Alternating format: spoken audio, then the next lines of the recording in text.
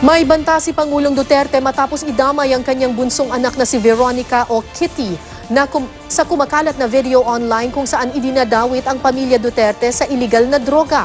Sa ikalawang video ng lalaking nagpakilalang Bikoy, binanggit niya ang common law wife ng Pangulo na si Hanilet Avancenia at ang anak nilang si Kitty.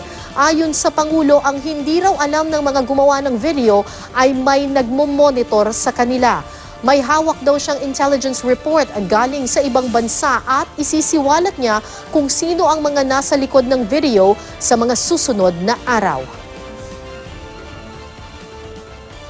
Pati ang anak kong si Veronica, 14 years old drug addict, may ipalabas ako. You just wait. What you did not know is that you were being listened to habang ginagawa ninyo yung kalukuhan ninyo. Labas ko yan in a few days. Pine-perfect ko lang ang ano.